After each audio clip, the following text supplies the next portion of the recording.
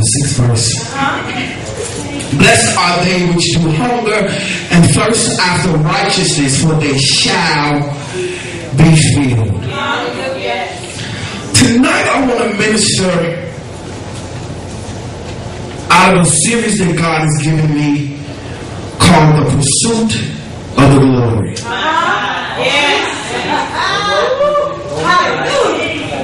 The pursuit of the glory. The glory of what? The glory of God. The pursuit of God's real presence. Tonight I want to minister from the topic of this time it's personal. This time it has nothing to do with my clothes. This time it has nothing to do with who's going or who isn't going.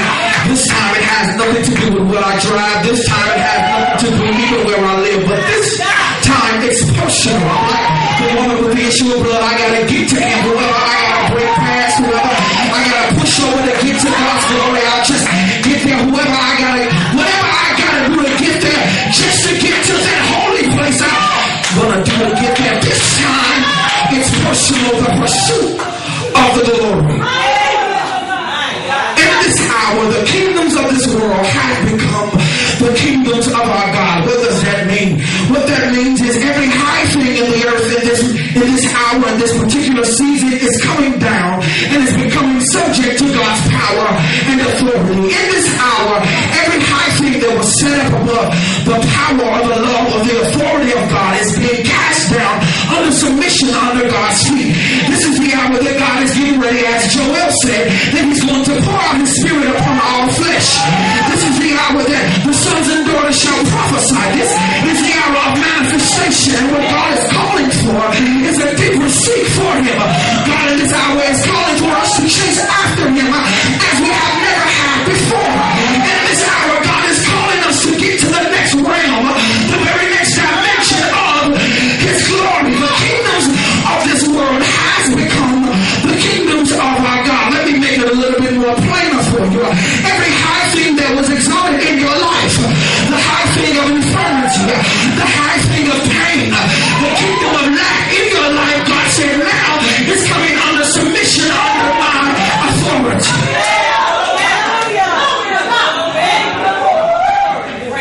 The kingdoms of this world have become the kingdoms of our God. God's getting ready to come in this place and do a complete 360. Everything is just getting ready to shift so quick.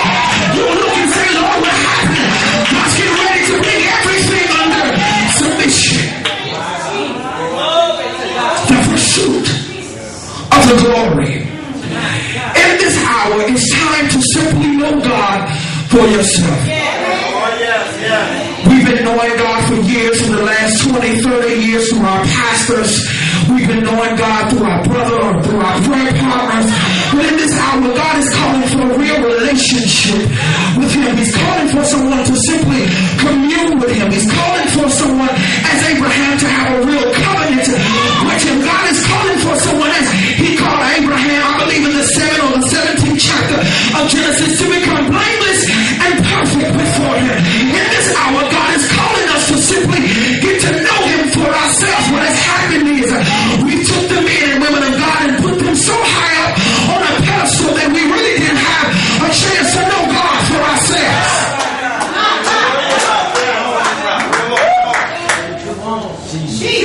And then when we realize that they are still human, then we want to leave the church.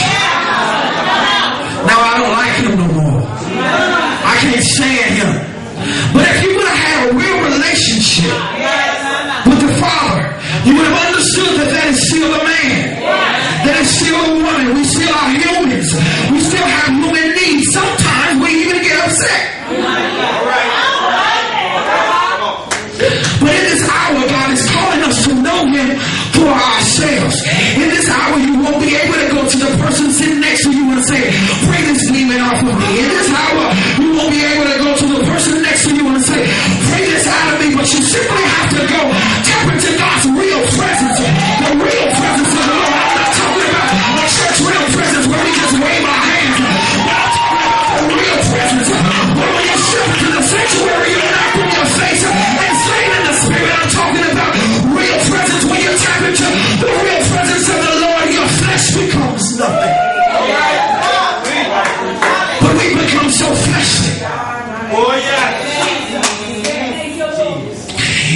what color shoes I'm going to wear, to keep my feet out the right way when I'm preaching.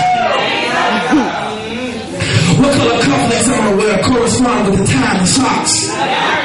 So somebody can come up to me after church and say, you sure look nice.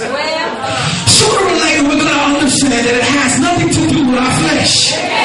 Sooner or later in the body of Christ, we're going to understand that God created us to worship Him. That was His sole purpose of creating man, to worship Him. And what God is trying to do with us is get us back to our natural state. Just a quick history lesson. When God created Adam and Eve, He created them to worship.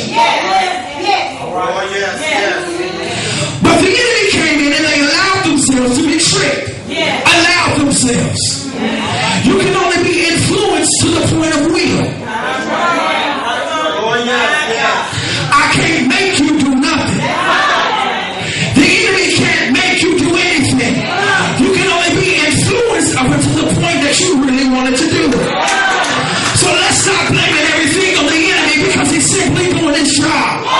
He understands that at the end we win. He understands that at the end he loses. So he's simply doing his job. We have to understand that the whole thing is set up like a big chess match. Do we have any chess players in the house? God and the enemy are the two opposing forces. But what the enemy does not understand is he's a pawn on God's side.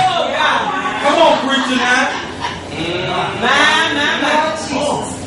God in this hour is simply calling us to a place of enlightenment. We've been blaming the devil for so many years for everything. But sooner or later we have to wake up in our